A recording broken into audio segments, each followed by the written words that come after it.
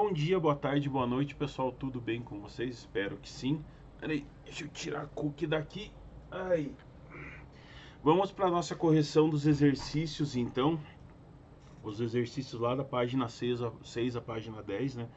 Do filo dos moluscas. E daí que ele começa assim, ó. O número 1 diz: complete as frases a seguir referente às características dos moluscos.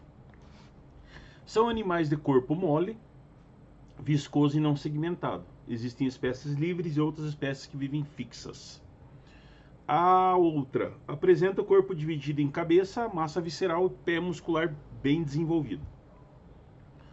Apresentam ectoderme, mesoderme e endoderme, portanto são animais triblásticos. Claro, já são animais que possuem 3 folhetos germinativos, tá? Os 3 folhetos embrionários.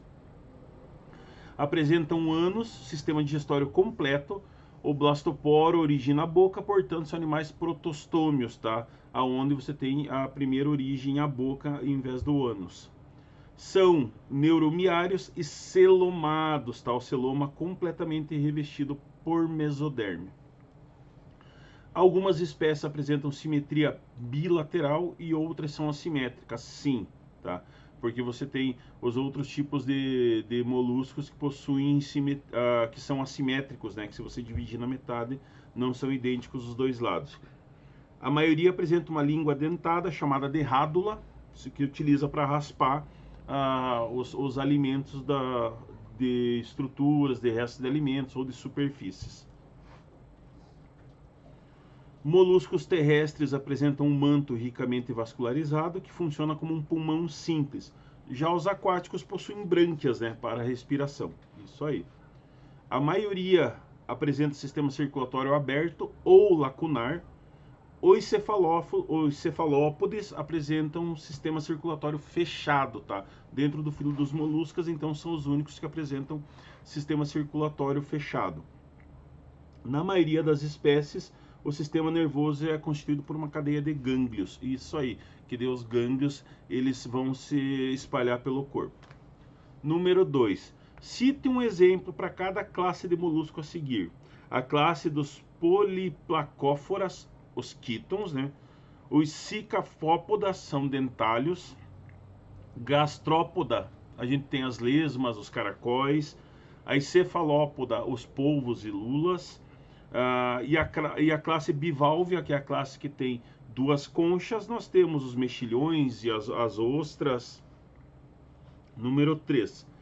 A pérola é uma estrutura de origem orgânica, que se forma quando um sedimento ou micro-organismo penetra entre o manto e a concha do molusco, causando uma irritação nessa região.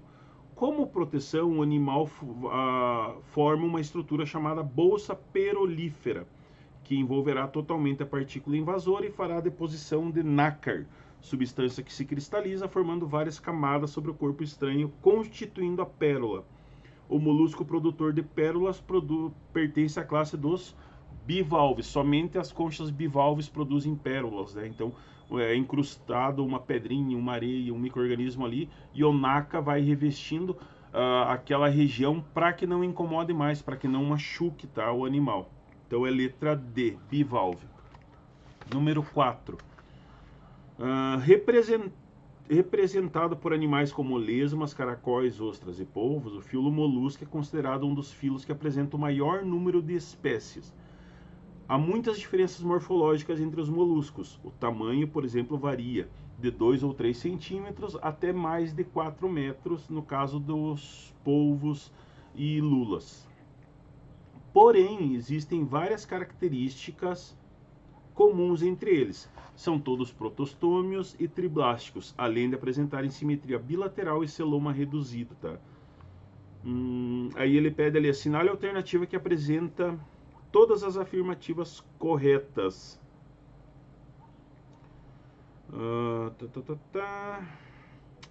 A1. O corpo dos moluscos é geralmente dividido em cabeça, pé e massa visceral. É revestido por uma epiderme simples, normalmente ciliada e rica em células produtoras de muco, verdadeira, tá? A concha é composta geralmente por carbonato de cálcio e por uma substância orgânica, a conchiolina. A concha pode ser única ou formada por 2 ou mais peças articulares, verdadeira também. Polvos e lulas rastejam.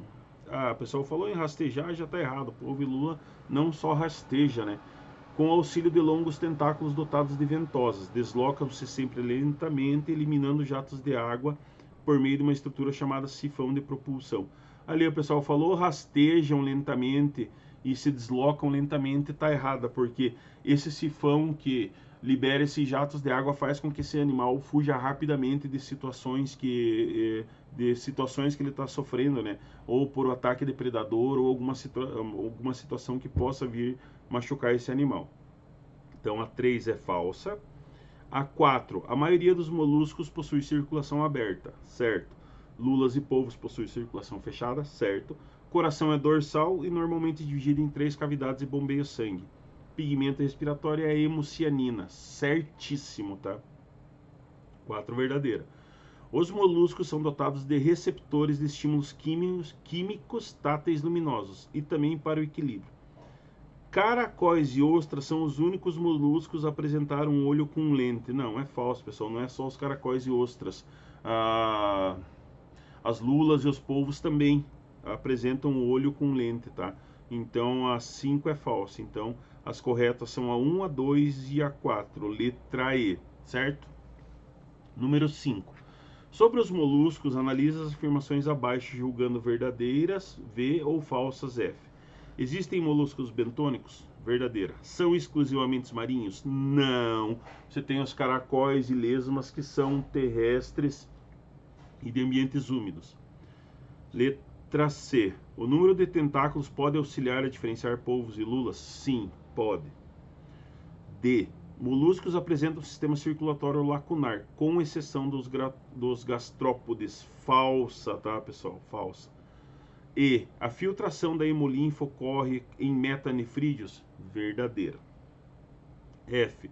Em todas as espécies de moluscos, o desenvolvimento é indireto com formação da lava trocófora? Não, é falsa. Não é em todas as espécies, tá? Número 6. O filo molusco é o maior do reino animal em número de espécies. É correto afirmar que os moluscos da classe gastrópoda são exclusivamente marinhos? É falsa. Possuem concha, mas não rádula? Falsa. São exclusivamente terrestres? Falsa também. Possuem pé desenvolvido e rádula? Verdadeiro. Pé bem desenvolvido, tá, pessoal? Número 7. Diz assim, ó, usada para dar estabilidade aos navios, a água de lastro acarreta grave problema ambiental. Ela introduz indevidamente no país espécies indesejáveis do ponto de vista ecológico e sanitário. A exemplo do mexilhão dourado, molusco originário da China, trazido para o Brasil pelos navios mercantes. O mexilhão dourado foi encontrado na bacia Paraná-Paraguai, em 1991.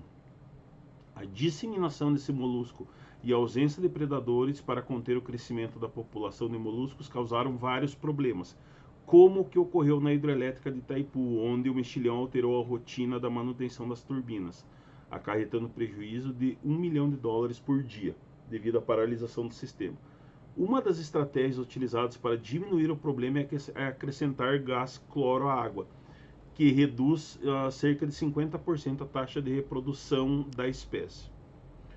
Aí ele pede assim, de acordo com as informações obtidas, o despejo da água de lastro, ele acabou assim, motivando a utilização de agente químico na água para impedir a reprodução, né, ou diminuir a reprodução do mexilhão dourado. Então é a letra E, tá? Número 8. Complete as frases a seguir com algumas características gerais dos anelídeos.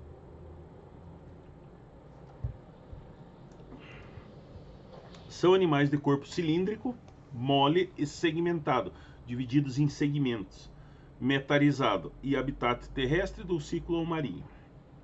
Apresenta ectoderme, mesoderme e endoderme. São triblásticos, tá? 3 folhetos embrionários. Apresentam simetria bilateral, então os anelídeos, né, as minhocas, se você dividir ela no meio, as duas partes são iguais. São distribuídos em 3 classes, os poliquetas, os oligoquetas e os hirudínea. São neuromiários e celomados, tá?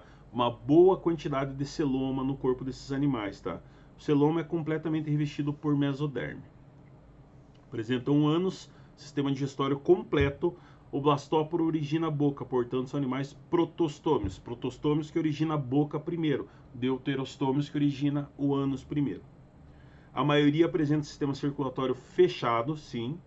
Apresenta respiração cutânea ou branquial nos aquáticos. A excreção é realizada por nefrídeos. Os resíduos eliminados são principalmente amônia e ureia. Apresenta um sistema nervoso ganglionar e ventral, também formado por gânglios, né, que daí vão se espalhar pelo corpo.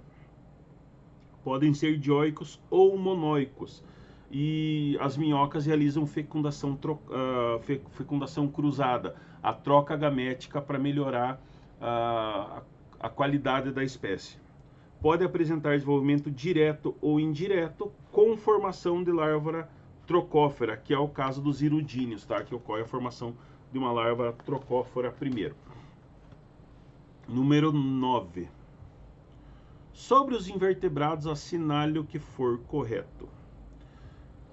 1. Os quinidários são diblásticos, porém sem órgãos, com digestão exclusivamente intracelular e com fase larval céssio.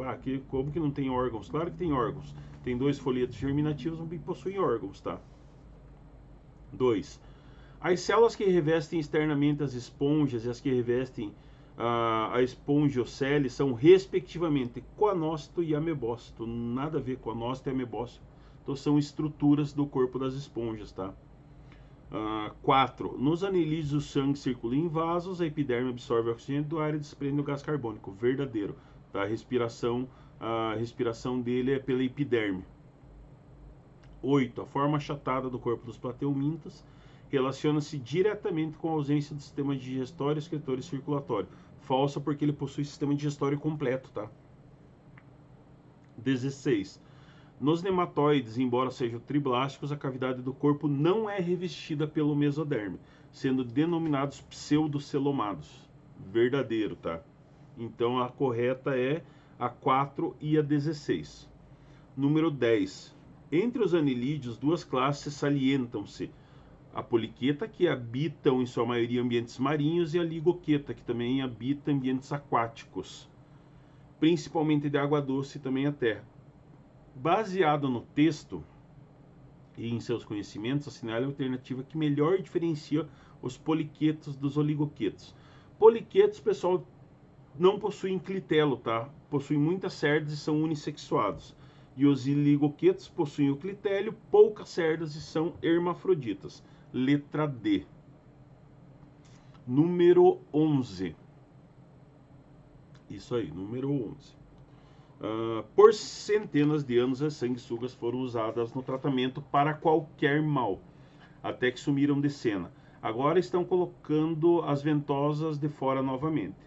No final do século XIX, haviam sido banidas como um símbolo de medicina que não conhecia os riscos de contaminação por micro-organismos.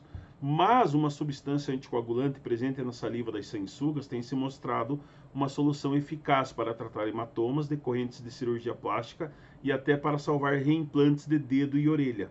Ela permite que o sangue circule enquanto os microvasos sanguíneos que não puderam ser religados durante a operação não se refazem. Assim, a parte reimplantada é mantida viva até o restabelecimento da circulação. Aí, quanto a esse animal, com relação a esse organismo, é incorreto afirmar. Os irudíneos podem ser ectoparasitas? Podem sim, porque eles utilizam o sangue para alimentação. A saliva da sanguessuga apresenta substância anestésica que reduz a dor quando insere a ventosa oral e corta a pele com os dentículos. Sim, ela libera essa substância que é anestésica para a pessoa não sentir anestesia e impede que ocorra a coagulação sanguínea e feche o vaso que ela furou, né? A C. A faringe dos poliquetas atua como uma bomba sugadora de sangue. Não, isso daqui é falso. Quem atua é o sistema digestório. Letra D. Os anelídeos são animais que apresentam corpo segmentado e os representantes mais conhecidos são as minhocas e as sanguessugas. Verdadeira. O sangue ingerido por esse invertebrado hermafrodita é digerido lentamente no sistema digestório, que possui boca e ânus. Verdadeira. Então, a incorreta é a C, tá? Número 12. Sobre as minhocas, responda as questões a seguir. A qual classe de anelídeos elas pertencem? As minhocas são oligoquetos, né? Identifique as funções realizadas pelas seguintes estruturas do sistema digestório desses animais: faringe, papo e moela. A faringe tem ação sugadora, né, para obtenção de alimento. O papo armazena, faz o armazenamento do alimento. A moela, trituração. A moela trituradora, porque assim, esses animais eles também engolem pedras pequenininhas ou minerais pequenininhos para auxiliar nessa trituração do alimento. Então ele é movido dentro da moela lá e o que ele engole desses pedriscos, pedrinha, minerais pequenininhos auxilia na trituração do alimento. A C. Explique como ocorre o processo de reprodução desses animais. Então, pessoal, as minhocas são monóicas, né, e realizam fecundação cruzada. Dois indivíduos eles se aproximam, encostando os poros genitais, né? O poro genital masculino fica pareado com o receptáculo seminal do outro e do outro poro genital fica no receptáculo seminal. Dessa forma, os espermatozoides são trocados reciprocamente. Os animais se separam e alguns dias depois ocorre a formação do casulo do clitelo, daquela região mais branquinha de cada indivíduo, e aquilo lá vai se deslocar para a região anterior do corpo que vai receber os óvulos. E depois, recebendo os óvulos, vai receber os espermatozoides, tá? Ocorrendo a fecundação. Depois disso, o clitelo é solto, né, em ambiente úmido para que ocorra o desenvolvimento desses animais, desenvolvimento direto, tá? Número 13. A figura abaixo representa esquematicamente cortes do corpo de 3 diferentes grupos de animais multicelulares: anelídeos, plateumintos e nemateumintos, não necessariamente nessa ordem. Eles representam o processo evolutivo que levou ao surgimento de cavidades no corpo desse animal. E daí eu tenho ali as estruturas 1, 2 e 3, o que está em risquinho é o revestimento do corpo, o tecido intermediário, o trato digestivo e a cavidade que será preenchida por celoma, né? A letra A pede assim: correlacione cada figura com os grupos de animais apresentados no enunciado. A figura 1, pessoal, ela tem característica de plateumintos, né? Porque são animais acelomados, ela tem pouco espaço para celoma dentro do corpo. A figura número 2 são os nemateumintos, que são os pseudocelomados, já possuem uma quantidade um pouco maior de celoma. E a figura número 3 são os anelídeos, que são os celomados, possuem grandes estruturas que vão ter uma grande quantidade de celoma, que funciona como um esqueleto hidrostático nesse animal, né? Acaba mantendo a forma do corpo dele. Letra B. Discorra sobre 2 vantagens trazidas pelo surgimento das cavidades corpóreas. Então, pessoal, o surgimento das cavidades corpóreas, ela funciona como esqueleto hidrostático, tá? Isso permite uma maior movimentação dos animais. Como uma segunda vantagem, isso proporciona proteção e acomodação dos órgãos internos também, tá? E acaba possibilitando uma maior distribuição de substâncias, como os nutrientes e as excretas que vão ser eliminadas do corpo desse animal. Tranquilo, pessoal? Espero que tenham entendido, tá? Fiquem bem, um grande beijo e até a próxima aula.